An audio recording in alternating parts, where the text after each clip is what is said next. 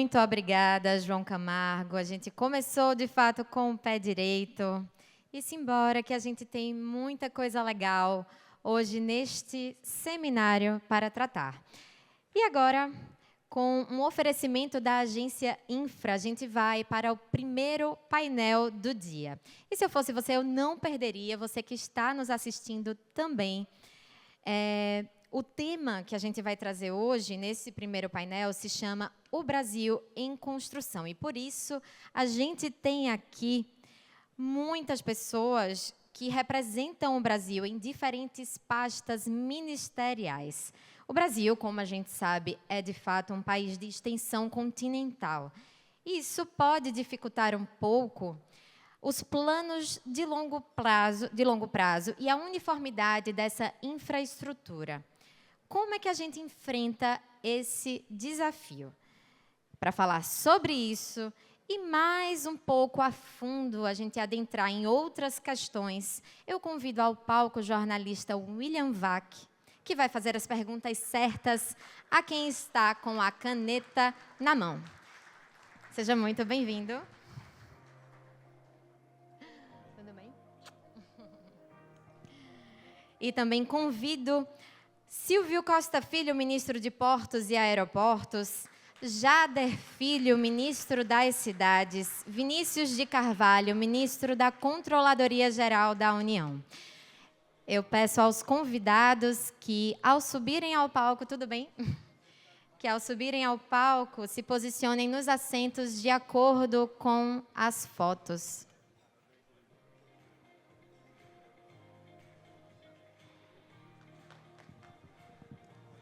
Um bom debate a todos.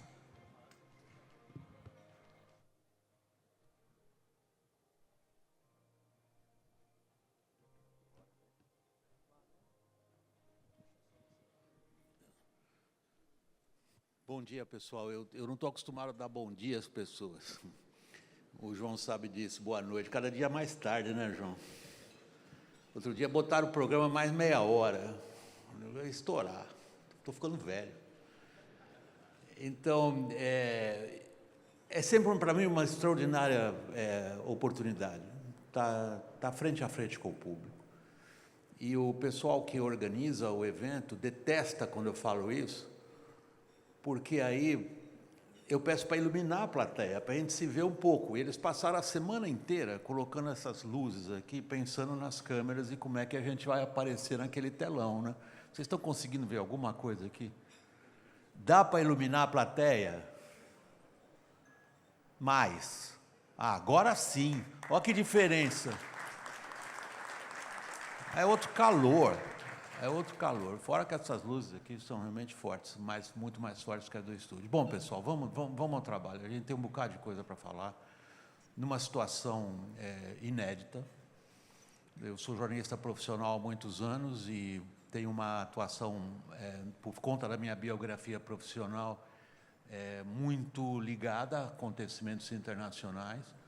Nós estamos passando por uma situação não só inédita, completamente...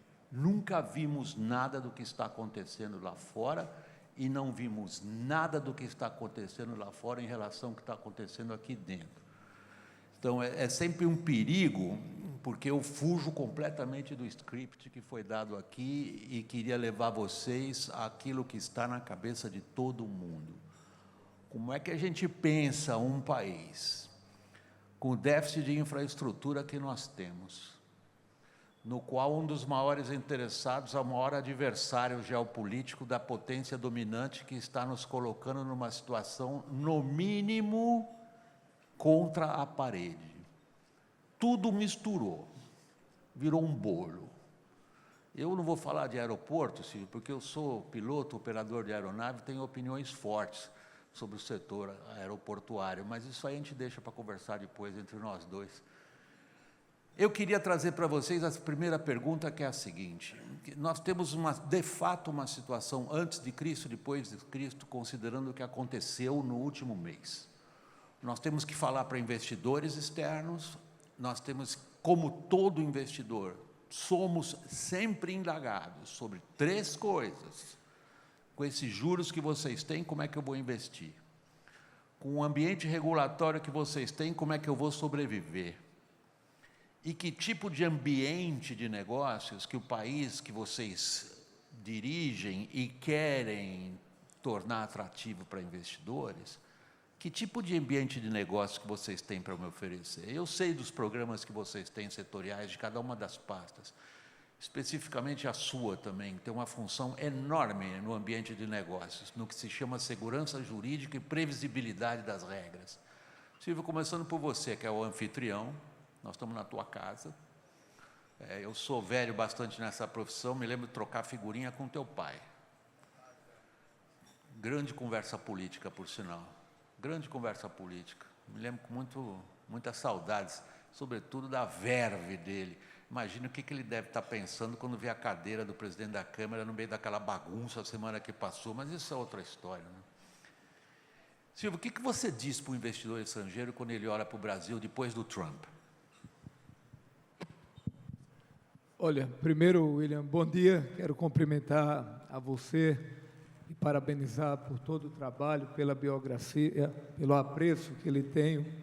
E como diz o poeta espanhol, o apreço não tem preço. Seja bem-vindo ao estado de Pernambuco. Quero cumprimentar o Dr. João Camargo, uma referência para todos nós. Em pouco menos de 4 anos, o Esfera se transformou hoje numa grande agenda do desenvolvimento do país. O Esfera tem cumprido um papel institucional fundamental para o desenvolvimento da Agenda Brasil, sobretudo dialogando sobre a agenda do desenvolvimento econômico, do desenvolvimento social, articulando o bom debate, dialogando com aqueles que acreditam na agenda do desenvolvimento do país. E para nós, pernambucanos, é um privilégio já de poder receber você aqui, receber o nosso querido Vinícius, a todos que estão aqui de fora, empresários, empresárias, representantes do setor produtivo, que dão um privilégio de poder participar desse debate na manhã de hoje. Eu fico feliz de poder ver o primeiro Esfera no Nordeste, aqui em Pernambuco, ampliando o diálogo institucional entre o setor produtivo do Nordeste com o setor produtivo do Estado de São Paulo e brasileiro.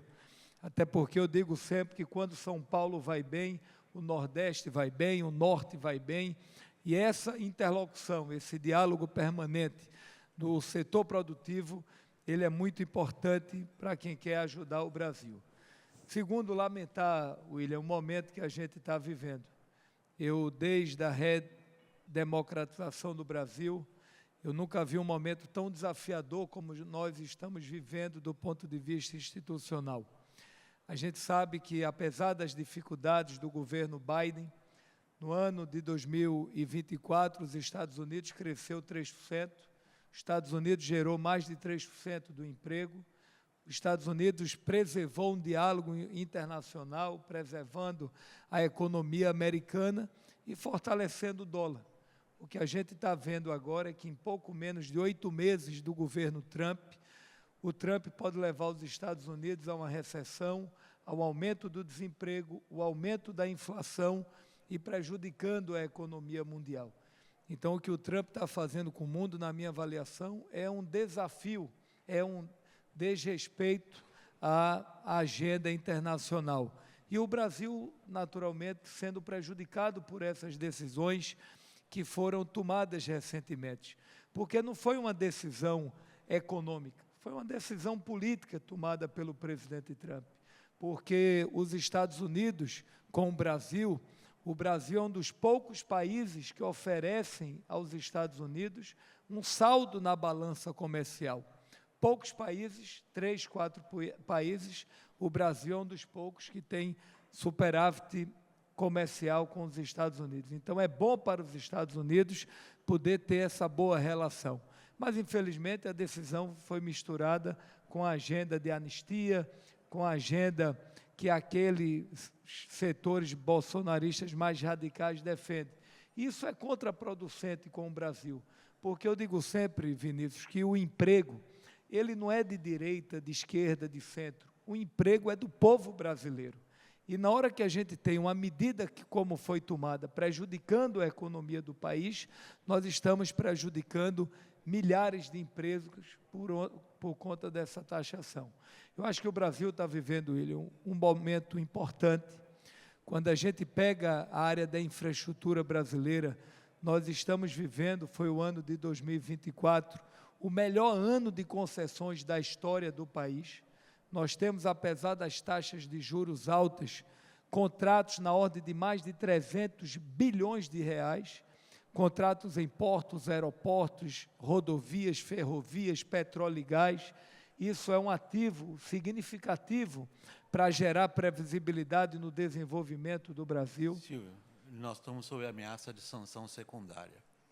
Em que medida você está preparado para isso?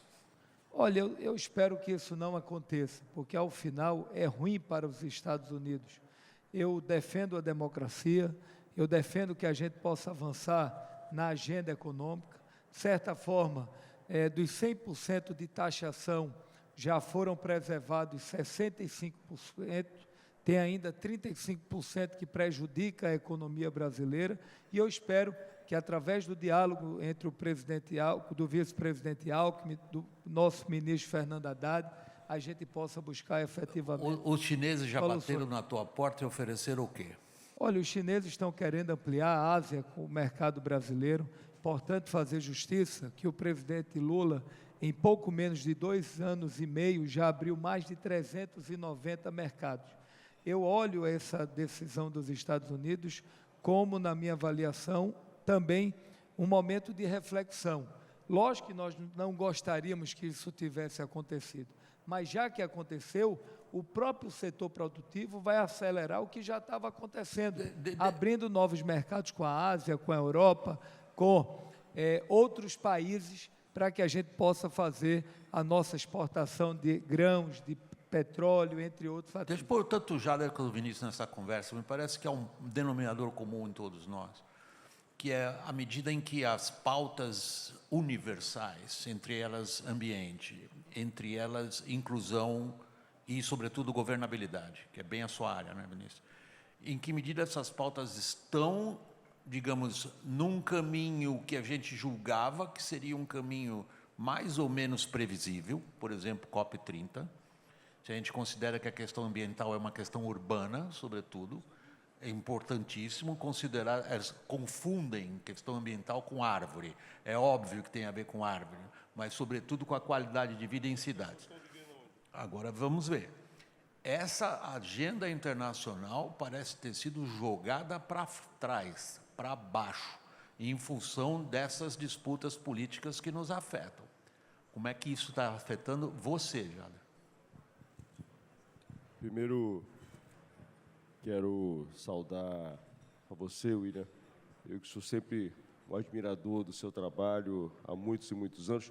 Sou jornalista como você, então, desde muito jovem, sempre me inspirei muito no teu trabalho.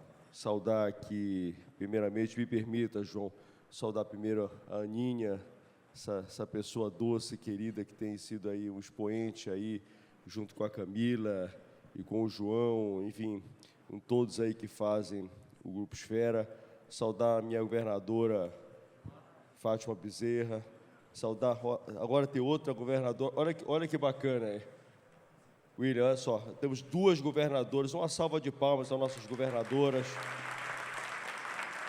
Governadora Raquel Lira, obrigado aí pela sua... Olha aí, as nossas governadoras aí, abrilhantando a nossa manhã. Saudar aqui os meus colegas ministros aqui, o Vinícius e o meu querido amigo e ministro pernambucano, Silvio. William, eu acho que nós, de fato, estamos vivendo um momento muito especial. Como disse aqui o Silvinho, acho que essa movimentação que foi feita por parte do governo americano, basicamente, é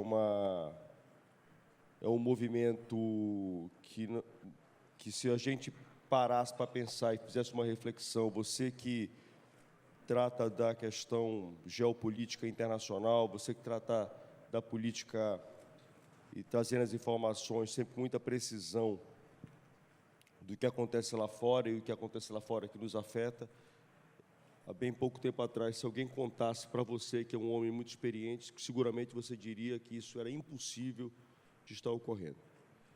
E eu falo isso, William, porque nós não conseguimos ter, por parte do governo brasileiro, nenhuma base técnica daquilo que está sendo tratado. Primeiro, vamos começar quando o governo americano bota 3 pontos. O primeiro deles, de que o governo brasileiro tem que intervir na justiça do Brasil.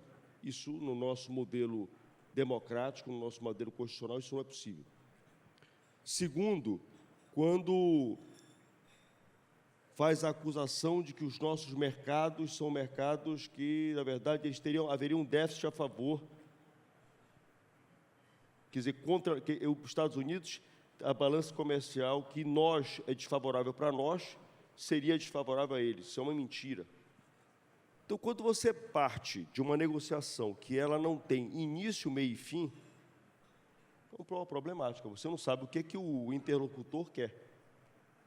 Porque todas as outras 2 posições não nos cabem. E a terceira é uma mentira. Então, como é que você discute em cima de mentira? Como é que você discute em cima de uma coisa que não tem base alguma para que você possa dialogar? Então, eu acho que o governo brasileiro tem tido muita serenidade na condução. O presidente Lula, o ministro Haddad, o presidente Alckmin têm tido E eu acredito, sinceramente, que a própria... Não pelo presidente americano, não pelas pessoas que estão à frente desse processo, mas eu tenho a impressão que o próprio povo americano, as grandes cabeças dos Estados Unidos, vão pressionar para que essa bola baixe e que, de fato, os Estados Unidos, o que é legítimo, consiga ter os avanços, seja na questão dos investimentos, empregos e prosperidade aconteça, e que acabe essa loucura que está estabelecida na política internacional americana. Relacionado com o Brasil, William, acho que nós estamos vivendo um momento extraordinário, sob todos os aspectos, em termos de investimentos. Eu ontem à noite estava conversando aqui, saúdo aqui a Luciana, que é a diretora do BNDES.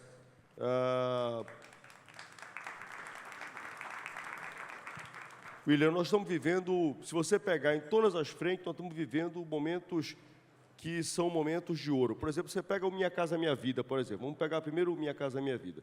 Você tem, William, o presidente Lula estabeleceu como meta 2 milhões de unidades habitacionais, senhoras e senhores, em 4 anos. Nós vamos bater essa meta no final de dezembro. A gente bate uma meta com 1 ano de antecedência da meta que já havia sido estabelecida pelo presidente.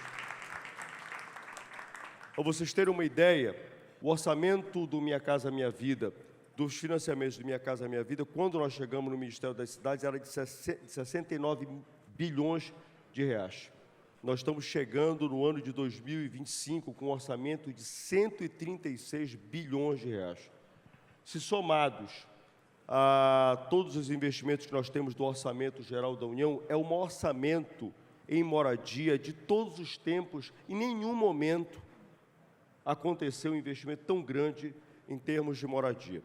Só de empregos diretos, são mais de 110 mil empregos diretos gerados só na construção civil, e 45% desses empregos são para jovens, o que é um momento muito importante, que você está tirando, obviamente, aquele problema do nem, a gente consegue atacar, gerando emprego, dando uma profissão para que esses jovens possam alcançar.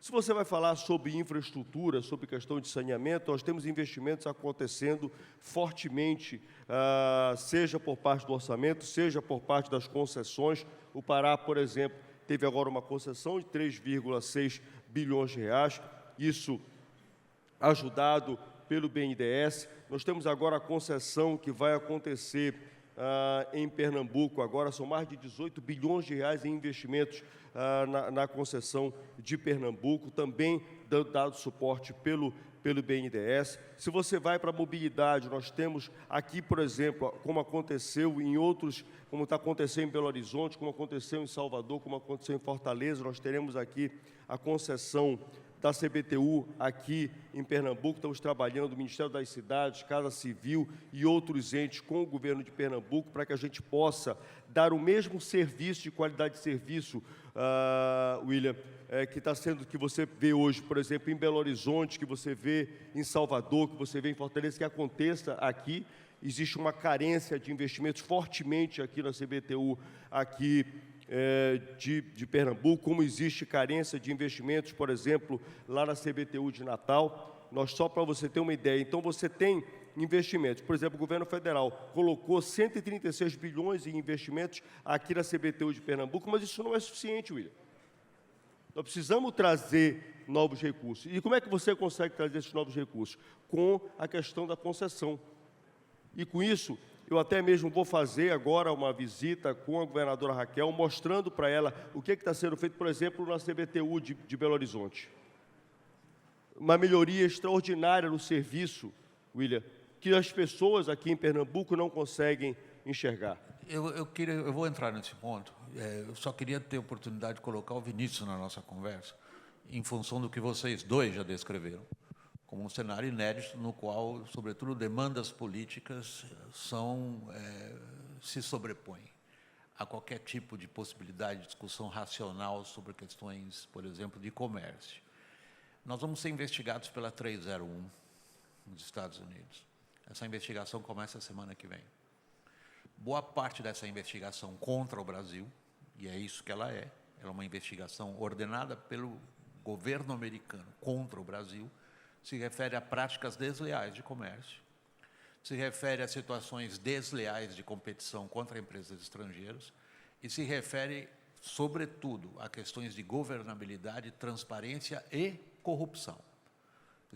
São fatores, digamos, completamente fora do que a gente normalmente considera que são específicos de situação de superávit ou déficit comercial.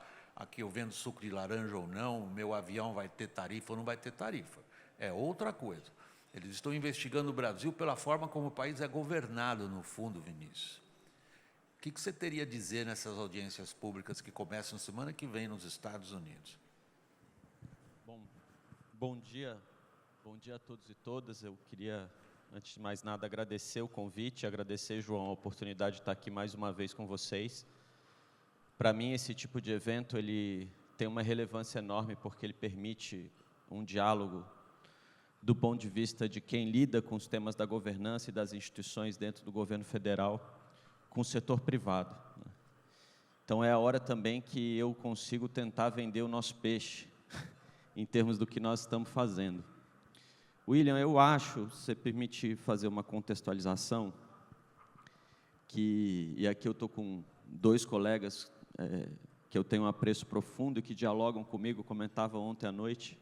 Esses dois aqui, viu, pessoal, não tem nada que eles façam nos ministérios deles que possa ter algum impacto, que possa gerar alguma análise de risco, que eles não vêm conversar comigo na CGU para ver o que a CGU pode ajudar. Eu estou dizendo isso porque é um comportamento exemplar do ponto de vista de um gestor público. Antes de começar a fazer alguma coisa, chamar o controlador, que é aquele cara que normalmente é visto como criador de problema, para transformar esse controlador em alguém que acha problema, né, que identifica o problema, às vezes, antes dele acontecer. E esses dois têm esse comportamento, e eu já comentei isso com eles, e que para mim é muito louvável. Eu não sei se vocês, indo direto à pergunta, se vocês todos sabem aqui na plateia, mas o William Vac é um grande especialista na história de um personagem brasileiro chamado Luiz Carlos Prestes. Escreveu livro sobre isso, e foi lá fuçar nos documentos de Moscou, né, William, para entender como é que o Prestes lidava com as questões relacionadas ao comunismo no Brasil. E por que eu estou dizendo isso?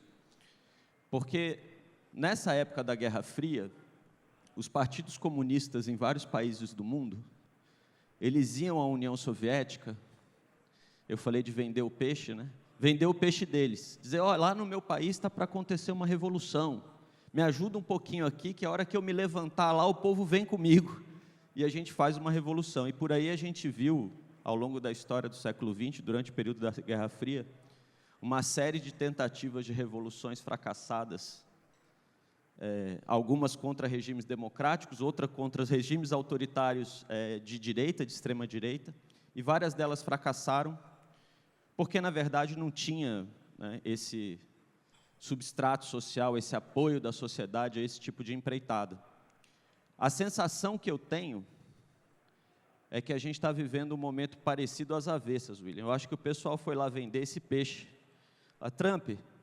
Presidente Trump, vai lá e faça isso no Brasil e aquilo, que o povo brasileiro vai se revoltar a nosso favor.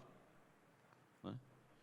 Se revoltar ao favor deles, seria, no caso, se revoltar contra o regime democrático, contra o Estado de Direito, contra as nossas instituições. Felizmente, isso não aconteceu e não vai acontecer. Né?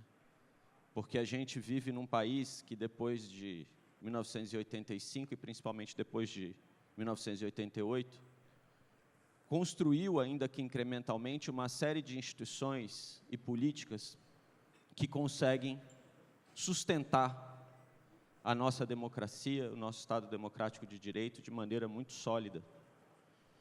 E isso é importante que se diga. E aí, indo direto para a questão da investigação, eu vejo algo muito irônico nessa história toda, Luiz, porque é o seguinte: eu acho que, às vezes, nessa discussão toda, o que está por trás é a ideia ou a tentativa de se construir uma nova ordem mundial, antiglobalista, antimultilateralista. Só que acontece que nós, durante todo esse período de 30 anos depois da ditadura militar no Brasil, nós focamos na construção de instituições voltadas para alimentar essa dinâmica de cooperação internacional, para alimentar uma governança multilateral das nossas agendas. Isso aconteceu numa área que é muito cara a mim, pela minha história, que é a área de direito concorrencial, de defesa da concorrência. E aconteceu também na área de combate à corrupção, enfrentamento à corrupção. Né? Quando nós falamos desses temas, normalmente o enfrentamento à corrupção ele se dá em cima de 3 pilares. Né? Transparência, supervisão, sancionamento, tudo isso num contexto de criação de capacidades estatais e num contexto de participação da sociedade civil. Existem 2 leis no Brasil que são completamente inspiradas num esforço, completamente não, mas muito inspiradas num esforço de criação dessa ordem internacional de integridade, digamos assim. Uma é a nossa lei de acesso à informação. Outra é a nossa lei de combate à corrupção, que a CGU usa para punir pessoas jurídicas envolvidas nessas questões. E essa lei, principalmente a lei de combate à corrupção, é uma lei que decorre de um esforço internacional, decorrente do fato de que as engrenagens relacionadas à corrupção também se internacionalizaram com a globalização, e que os Estados Unidos, a partir do chamado FCPA, né, que é a lei que permite punir empresas fora dos Estados Unidos, que tenham praticado corrupção em outros países, desde que elas tenham algum tipo de conexão com os Estados Unidos, ações na Bolsa de Nova York, coisas desse tipo. A Petrobras foi punida com base nessa lei. Essa lei estimulou que outros países no mundo fizessem a mesma coisa. Temos uma convenção da OCDE relacionada especificamente a isso. E essa lei, chamada FCPA, foi um dos primeiros atos do governo Trump, a sua suspensão. Então, o governo Trump, o governo do presidente dos Estados Unidos, assim que tomou posse, suspendeu a execução dessa lei contra empresas americanas que corrompessem servidores públicos em outros países. Vinícius, Então, a partir disso... Essa é uma espécie de Magnitsky ao contrário. Exato. Então, a partir disso, William... Mas eu queria usar o que você tem dito em público para que você esclareça para uma plateia dessas como é que você vê a situação agora. Eu acompanho as suas intervenções em público e você tem manifestado grave preocupação com a fragilidade das instituições brasileiras na percepção que o público tem delas. Exato. A sociedade em geral enxerga algumas das instituições de forma profundamente negativa. por exemplo, o Congresso Nacional. Hoje, ela enxerga o Supremo de forma profundamente negativa. E o Supremo declarou que a Lava Jato nunca existiu. Como é que isso pega o teu trabalho? Então, veja, nesse processo que nós vamos ter que nos defender nos Estados Unidos, nós vamos ter Vai ter que se defender exatamente disso. Não, e nós vamos ter que defender a herança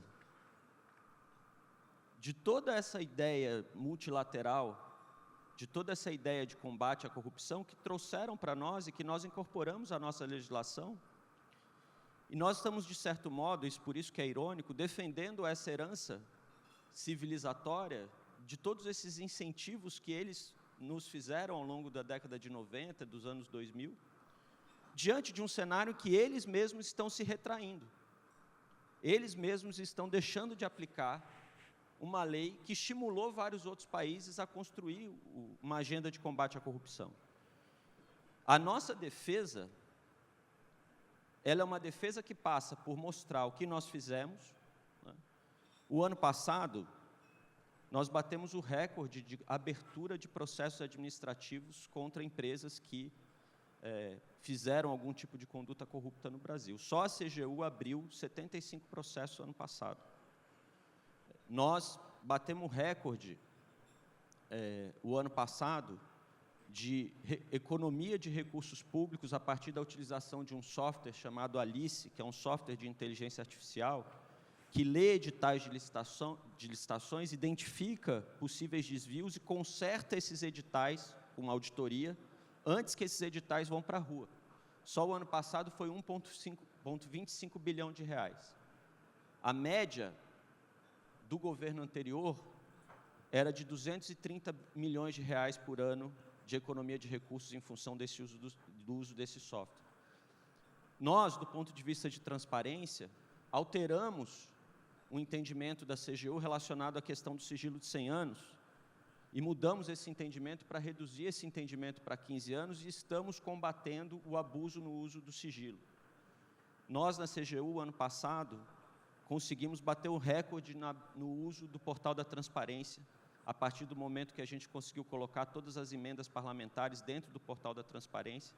Tivemos um aumento no acesso ao portal da transparência de 63%. Vinícius, deixa eu puxar esse ponto, que me parece que é um ponto relevante, tanto para o Silvio quanto para o Jader, que lidam com questões fundamentais de percepção que os investidores têm, nacionais e internacionais, em relação ao nosso ambiente institucional e regulatório. Nós estamos falando de projetos de longa maturação, quando a gente fala de infraestrutura. Você é responsável por manter perante a comunidade doméstica e internacional a ideia da transparência, portanto, das regras iguais para todos os participantes disso. Jader, você se referia agora, há instantes, sobre questões de concessão. Se há alguma coisa que acende a luz para qualquer investidor aqui e fora, as regras das concessões duram quanto tempo. Quando a gente considera, por exemplo, o debate nosso sobre licenciamento ambiental, uma coisa das mais atuais, onde o governo vai entrar por medida provisória, onde há uma disputa forte entre o legislativo e o executivo sobre vetos presidenciais e matérias legislativas que afetam projetos de infraestrutura de grande porte durante grande tempo. Silvio. Olha, primeiro é importante fazer uma reflexão. E eu lembro que quando nós assumimos o ministério, certa feita eu estava no evento em São Paulo, alguém me perguntou, mas Silvio, o governo do PT, o governo do presidente Lula, tem preconceito com quem produz e preconceito com a iniciativa privada. E não é verdade. Se nós fazermos uma reflexão, é pelas mãos do governo do presidente Lula que nós fazemos no Brasil o maior volume de concessões da história. Tanto é que 2024 foi o melhor ano da história do Brasil. O momento do setor portuário é o melhor momento da história do país. No ano passado, nós crescemos quase 5%, e no setor de contêineres, nós crescemos quase 18%. Por que é que eu estou colocando isso? A lei de portos, e tem muita gente aqui do setor portuário, ela foi criada no ano de 2013, a lei 12.815/2013. De 13 a 22, nós tivemos no Brasil 41 concessões, 41 grandes leilões, com investimentos de 6 bilhões de reais. Em 4 anos do governo do presidente Lula, nós vamos fazer mais de 60 concessões no Brasil, com investimentos de mais de 30 bilhões de reais. A exemplo do Santos 10 em São Paulo, que será o maior leilão da história do setor portuário brasileiro. Por que é que eu estou colocando isso? Porque o mundo começa a observar o Brasil como um grande player e como uma grande janela de oportunidades para se investir em todas as áreas. E apesar de todas as dificuldades, eu acho que nós avançamos bem nesses últimos anos. Primeiro, o Brasil avançou na reforma trabalhista. O Brasil avançou no novo marco legal do saneamento, que está legando para o setor mais de 100 bilhões de reais de concessões. O Brasil avançou na lei de concessões. O Brasil avançou no ano passado na reforma tributária, que vai gerar previsibilidade, desburocratização, segurança jurídica. E nós estamos avançando cada vez mais numa agenda de crédito, dando segurança jurídica para quem quer prover investimentos no Brasil. Porque o que é que o mundo quer? O mundo quer bons projetos, o Brasil tem. O mundo quer projetos que remunerem bem, o Brasil tem. O mundo quer projetos que dialogam com a agenda da sustentabilidade, o Brasil tem. O Brasil pode se transformar nesses próximos anos uma grande potência mundial na agenda da sustentabilidade. Ser o maior exportador de SAF, ser um Brasil que contribua com a descarbonização no mundo, que contribua com a agenda da sustentabilidade. Então, eu acredito muito nisso. Eu não sou alguém que nego a política. Eu acho que a gente vive um momento de muita fragilidade das nossas instituições, um momento de descrédito com a sociedade brasileira, mas só através das nossas instituições é que nós fortaleceremos a nossa democracia. Há dificuldades? Há. Precisamos avançar na agenda fiscal? Precisamos. Mas, apesar das dificuldades, eu lembro que quando a gente chegou na Faria Lima ali, no melhor cenário em 2023, você sabe disso, o Brasil ia crescer 0,8% no PIB. Terminamos 23 crescendo mais de 3% do PIB. Em 2024, a mesma coisa. XP, Febraban, BTG Pactual, entre outros agentes econômicos, esperavam um crescimento de 1,5%. O Brasil cresceu 3,4%. E esse ano o Brasil pode crescer quase 3%. Mais do que isso, o Brasil, voltando a sair do mapa da fome... Vamos entrar num debate. Vamos lá, um crescimento da indústria em 4%. O que você acha da dívida crescendo mais que o PIB? Eu acho que esse problema da dívida é um problema mundial. Mas, apesar do crescimento da dívida, a gente esse ano vai ficar dentro da previsão do déficit. A gente vai terminar o ano com a taxa de juros, com a previsibilidade para 23, uma queda chegando a 12,5%. O Brasil vai terminar o ano podendo zerar o déficit, ou com déficit de 25%. Vou lhe dar um dado, eu era da Comissão de Economia da Câmara Federal. O ministro Paulo Guedes deixou um superávit para 23 de 48 bilhões, superávit, mas deixou uma dívida contratada de 170 bi, sem apresentar as fontes de financiamento.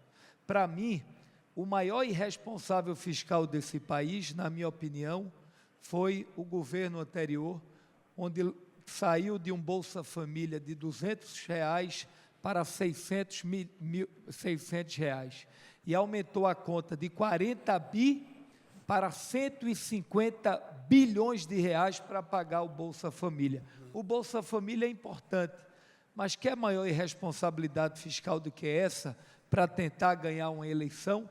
E foi isso que aconteceu.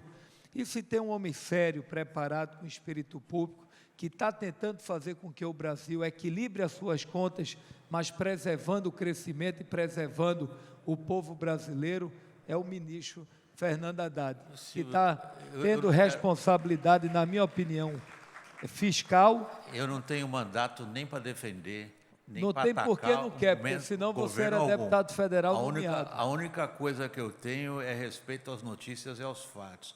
E é um fato que despesas crescem mais do que receitas no Brasil, consistentemente, E no há mundo. gerações.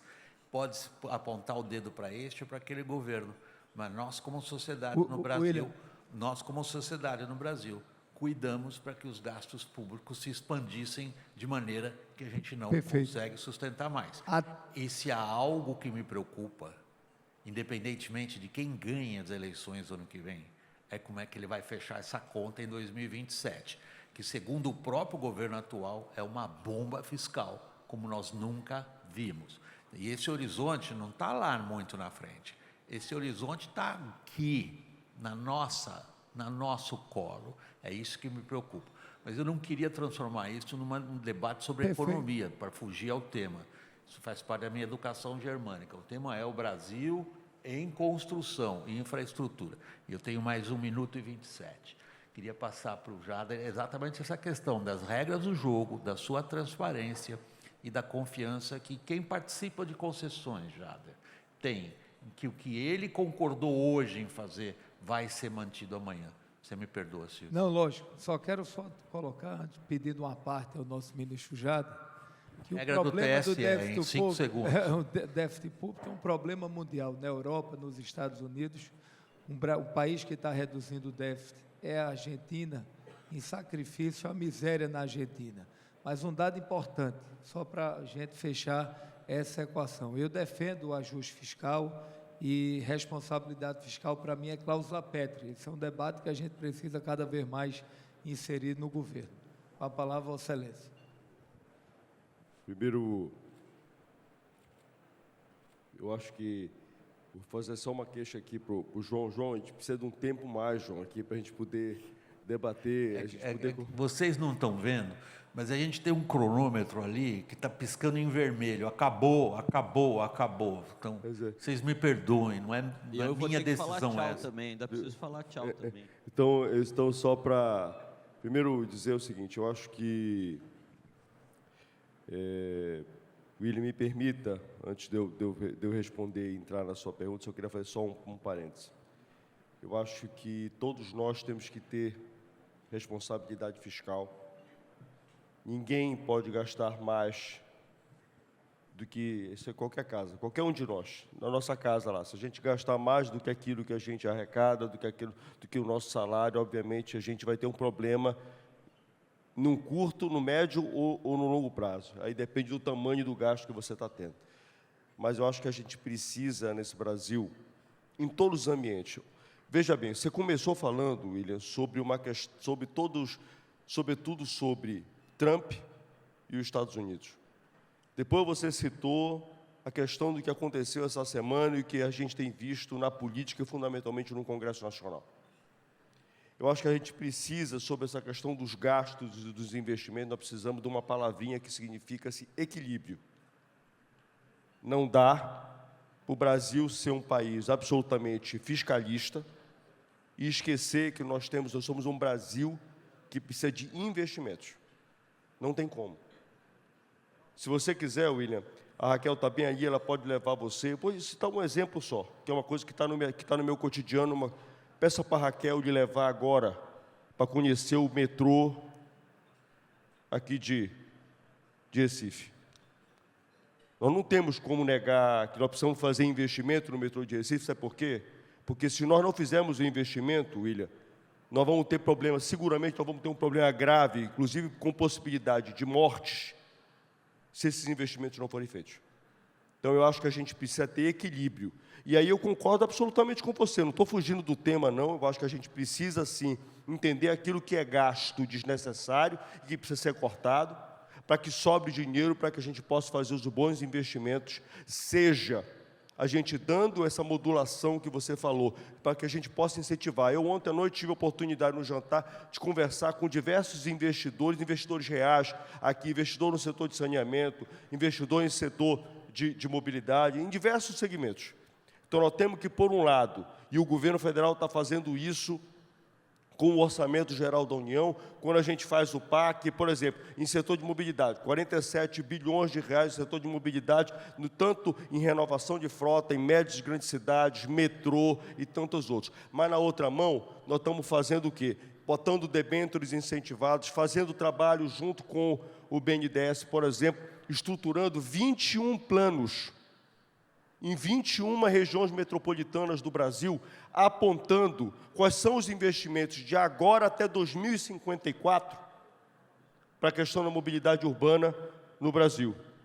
Então, nós precisamos o quê? É trabalhar com investimento, dando segurança a quem investe.